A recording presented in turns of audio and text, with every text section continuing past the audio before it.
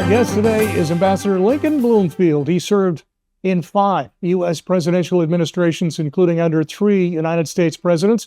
Under George W. Bush, he was Assistant Secretary of State, and later, for President Bush, he served as a special envoy on defense issues. Ambassador, thanks for joining us. Thank you, Tim. Pleasure to be with you. You know, as we look at the region over there, I think in terms of my lifetime, in my adult life, the U.S. and Iran have been adversaries virtually my entire adult life, certainly since the overthrow in 1979. Iran most recently has suffered some setbacks, whether it's Hezbollah in Lebanon, whether that's the Houthis in Yemen, whether that's certainly Hamas, all groups that they back. And then, of course, they've had their issues as well. They rolled the dice in Syria, and that didn't turn out the way they intended. So they're at what some would perceive as a weakened position right now. It provides maybe an opportunity for the United States. I tend to think history happens in moments in time. Are we at one of those moments in time right now? I agree with what you're saying. They are unusually weak in Tehran. This is a moment in time when it won't stay like that forever. These proxy militias that they've poured money and arms and training into for years have been degraded. They've lost their leadership. So yes, it's a moment in time. What I would add to that is that the regime itself has actually been on the ropes from the very beginning. And it's kind of an untold story. But after the Shah fell and Khomeini came back, we all saw how he was greeted with crowds of people. He was this humble cleric who had said something about democracy when he was in Paris. But that's not what he did. He put out a constitution that made him the one and only power in the entire Shia world, and then pulled out the guns to try to reinforce that. And there was a lot of killing that took place that we only just found out about in the last year. And that tells a whole different story of why they did what they did, why they went into Syria. It wasn't because they liked the Alawite, Ba'athist, secular Bashar al-Assad. And I met with Assad and asked him about it in 2009. It's because they couldn't afford for him to go down, because that Arab Spring was moving eastward. And they already had the 2009 elections where people took to the streets after they stole the election for Ahmadinejad. And this young woman was shot. And they almost lost control of Tehran. And then came the Arab Spring to Syria. So they were in a full panic mode. But we didn't see that because they were smiling in Europe talking about nuclear weapons. And there's a big story there of how they've tried to stay in power. And I'm trying to unpack it. Now, if they're in a more vulnerable state right now, what should the international community, particularly the United States, be doing to try to leverage that vulnerability? My frustration, Tim, looking at this, is that, yes, we look at the nuclear program, they're enriching uranium, but we never ask ourselves, do they really mean it? Could they have done this 5 years ago? And why didn't they do it? And if you look at just a few things which are quite visible, the Saudi royal family has been saying since 2008, we're not going to let them have something we don't have. They've been very clear on that. They stood up at the conference in Manama in 2008, Prince Mukran, and said, we will not allow them to have anything we don't have. And they announced their nuclear programs. So then I was with a former cabinet member in a business meeting, not official, with the Crown Prince of Saudi Arabia, Prince Sultan, who said, look, it's a hedge. We'll do civil nuclear, but if we need to switch, we'll switch. Clear as day. So the Iranians know that they don't want Saudi Arabia to go nuclear. And I could go on and talk about Hamas attack on Israel. The Americans said Iran was surprised. They had nothing to do with it. I profoundly disagree. The evidence is overwhelming that they were in on it. They may not have known the exact plan or exact moment, but there were all kinds of meetings, and they were tweeting about it in English that day, the supreme leader. So Iran is responsible for setting the Middle East on fire a couple of years ago. Why? Because they were afraid Saudi Arabia would normalize with Israel, and now you've got a nuclear power defending the Arab Gulf. So I think Iran has been on the ropes for a long time. What we don't get about Iran is we treat them like a legitimate religious order. They have so much blood on their hands. I mean, tens of thousands. They've been accused of genocide by the United Nations. I could name bombings they've done from Argentina, machine gun killings in Germany, assassinations in Geneva. They have a long list. They killed 19 airmen at Khobar Towers in 1996, asked the former director of the FBI. So what I'm saying is that what we don't see is the dossier. If this isn't much different from dealing with Pol Pot or Idi Amin. Well, and why is it not recognized? Why is that seemingly ignored, or at least, we pretend it's not there by so many parts of the Western world? I could give you a theory. I think we were spooked by the hostage crisis and seeing our diplomats held for 444 days. We're a little bit afraid of them. I think they've used terrorism to intimidate the world, to say, we'll give you a bloody nose and we won't think twice about it, and we'll do it all over the world. Now, how do you want to deal with us? So I think they've used that for deterrence. And much of Washington has said, we don't want to have a world war with these people. Let's try to negotiate. Let's try to please them. Let's give them arms for hostages. Let's trade. Let's put the Mujahideen on the terrorism list as a gift. Let's do all these things, and maybe they'll be nice to us. President Trump sent a handwritten letter, had it hand-delivered to the Supreme Leader. And what do we know? What was in that letter? What was the purpose of that letter? And what was the response from Iran? I can only give you my interpretation. Obviously, President Trump keeps his own counsel, has his own administration. I think he was trying to lay some terms out for a deal. He is a businessman. So the message to Supreme Leader Khamenei was, we absolutely do not stand for you getting a nuclear weapon.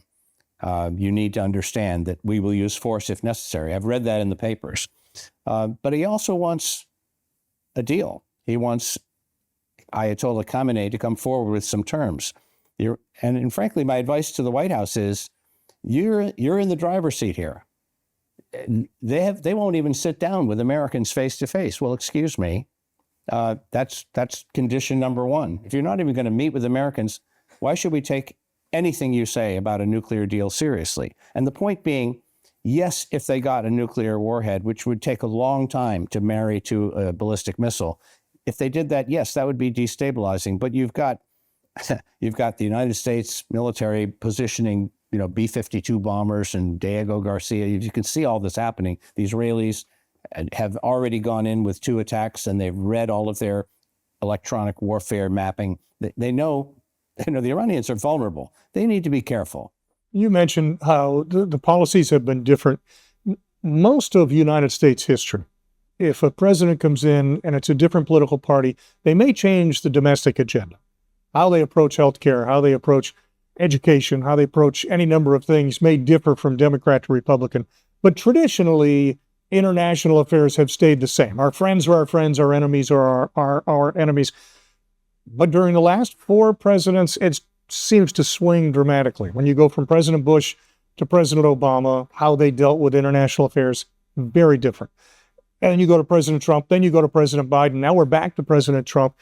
And it makes it difficult, I think, if you are working on the diplomacy side, if you're a diplomat, to know what's what, particularly if you're an ally or even if you're an adversary. How do we know what the United States is going to do 4 years from now? So how do we approach that? What's the right way to approach Iran? You mentioned how they've tried the carrot and stick approach. They've tried different things over the years. What works and what doesn't? Look, I don't think we need to worry about what happens in 4 years. We started by saying Iran is in a very weakened position.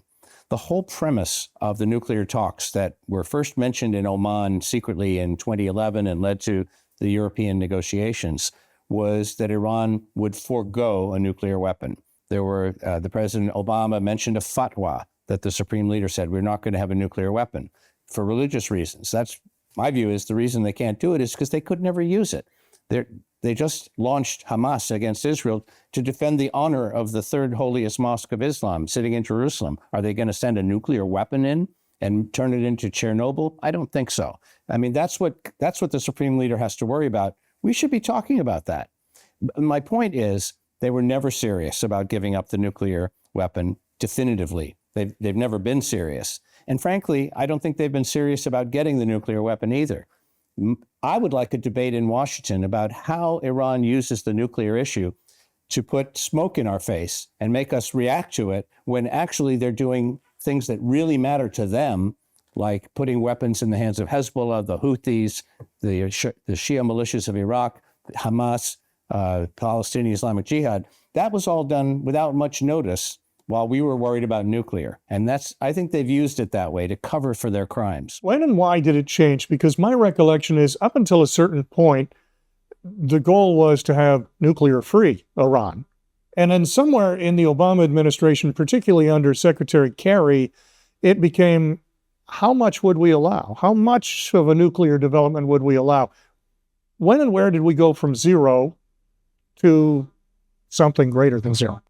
I could only give you a bleacher's opinion of one person watching from a distance. Everyone thought for years, if we could only have nuclear deals with the rogue states, this would be a huge accomplishment.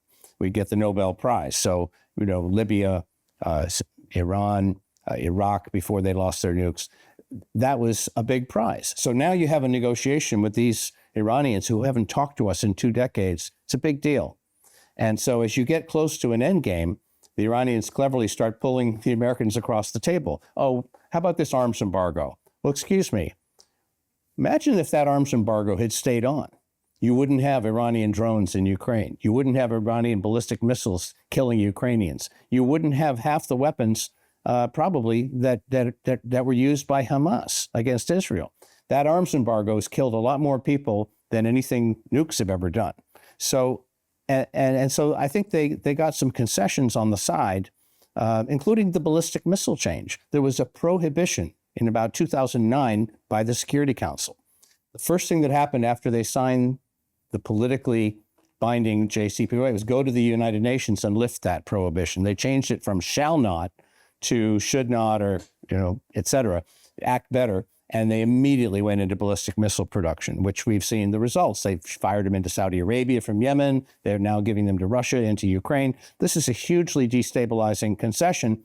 And I think that's what the Iranians really wanted, more than the nukes. Well, and you've led me to a really important question here is, during the 2024 election, there were polls ad nauseum asking Americans what their top issues were. The economy, always number one. The border, seemingly number two. Healthcare, a variety of issues. Way down the list, if you're an American, is Middle East policy. It's on the list, but it's not in the top 3 or 4. Tell Americans why it matters. You've just kind of outlined there some of the things that go on outside of Iran, around the region and around the world, but why does it matter what happens with Iran and their nuclear capability? Well, there are a few good reasons. Some of them are affinities that people have. Israel enjoys strong support in the United States. Their security is something that we have informally, if not by treaty, pledged to maintain with a lot of ancillary promises. We will maintain their qualitative military edge against any combination of adversaries. That's a promise that I kept when I was in charge of the U.S.-Israel relationship for arms transfers for 4 years. Then there's Lebanon. Lebanon has there's a lot of politicians who've come through Washington, George Mitchell, Jean Shaheen, I think Mike Pompeo. There's a strong Lebanese heart inside the United States establishment. And I've dealt with Lebanon. I was the desk officer when the Marines were in Beirut. Okay, so that's very personal to me, what the Iranians through Hezbollah did to us. I'll never forget it. And it'll never be off the books. And so my point is, then you look at the Arab world and you see, we've had terrorism, we've had instability, we've had rejectionism of Israel, a lot of negatives, but actually they are very close in many ways. They look at the West. They like our universities. They like parts of our culture. They don't approve of everything. Many of them are more, low key than our culture, but in many ways they're drawn to the West, the dynamism, the innovation, the progress, what women can do in the West. And that's the future if we let it happen. And what's blocking it are some real extremists, what's left of them, the ISIS types, and the people who are the Sunni extremists, and the Shia extremists led by the supreme leader of Iran. I think this is an opportunity for us just not to go to war, but just to do things which hold a mirror up and weaken them and make it hard for them to do what they've been doing to us all over the world, Europe, America. I can name all the crimes they're committing and just say, no more of this. You guys, and then the Iranian people are the ones who I think will take matters into their own hands. It's a 5,000-year-old civilization. They're very smart. They're very motivated. They're under a terrible economic stress because this regime has ignored them and spent all the money on weapons and the Revolutionary Guards. And so the time is ripe to simply try to do something to make it harder for the supreme leader to get away with this stuff. Indict them on war crimes. I can name them. I mean, they've killed tens of thousands of people. The UN has called it genocide. Time for a high-profile trial. And there are other crimes where Khamenei himself has blood on his hands and should answer for it. Now, if he does answer for it, theoretically, that would mean regime change in Iran. And I always try to learn from history. I think in terms of Iraq, for example, very few people disagreed with getting rid of Saddam Hussein, but the great criticism has been when we toppled Hussein, there was a bit of a vacuum that perhaps the West wasn't prepared for, and there was chaos for some period of time in Iraq as a result. If we look at Iran and we talk about regime change, are there groups that are ready? Are there people that are ready to come in and have a smooth transition to serve those 95 million Iranians? My view is that I trust the Iranian people. If I were to talk in detail about how ready they are to do one thing or another, I'd be going beyond what I know for a fact. If you have lived in Iran for the last 30 or 40 years, you have listened to regime propaganda. The regime tells you they're strong, they're patriotic, they're defending your honor.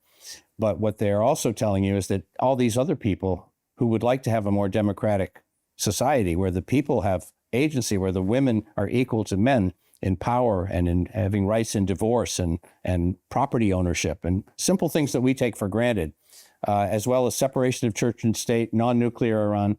Yes, of course, the National Council of Resistance of Iran and its umbrella group, going back to the PMOI, the People's Mojahedin of Iran, absolutely have a plan for a transition that would give the vote back to the people. And if whoever they vote for, they vote for. That it's not a plan to take over the country. It's a plan to assist in a transition.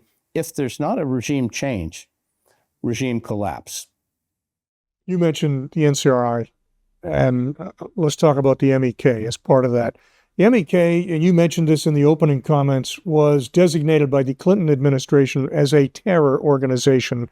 Are they someone that the West can feel comfortable with? Are they a terror organization? What was that all about in the 1990s? And where are they today? Well, if you think of the Times Square rolling number that tells you how big the national debt is, that's how many times Americans, including in Washington, have been told that the MEK are terrorists who killed Americans, who are Marxists, who are occult, who are not people who are democratic, people you can't trust, et cetera, and have unsavory cultural practices. I have spent 14 years trying to get to the root sources, contemporaneous media sources, to see if what they're telling us is true. And I believe that the MEK has held up under very close scrutiny, and all of these allegations are absolutely debunked. And just for the hardcore national security crowd, an interagency team of something like 14 or 16 people representing all the intelligence and law enforcement agencies in Washington went to Iraq and interrogated individually every single member of that organization. Every one of them went through everything and looked up their files, and not one of them even had a parking ticket. The New York Times said it the next day. There were nothing against the United States, no terrorism. And then there were 4 major court cases where the foreign ministries, like our State Department, the Foreign Office in Britain, the French, were thinking the Iranians will be furious if we take them off the list. So they fought to keep them on the list in the courts, and they lost. They lost in France after an 8-year investigation. They lost in Britain, where the upper court in Britain thought it was perverse to keep accusing them of terrorism. They lost in the European Union, where the foreign ministries prevailed at first, but then they took it back to the EU, and the judges agreed there was no terrorism. And then they lost in Washington, the District Court of Appeal. You mentioned the Shah. Reza Pahlavi is the son of the Shah of Iran. He pops up every now and again. Is he a viable if this regime were to disintegrate, is he a viable alternative, or is he just a name that is sprinkled in history at this point? You know, I want to say two things about that. There are a lot of people who are monarchists, and they may be people whose family had a nice life in the middle class under the Shah and didn't see the problem with it. You know, played tennis and golf and had dinner, and it was all very nice.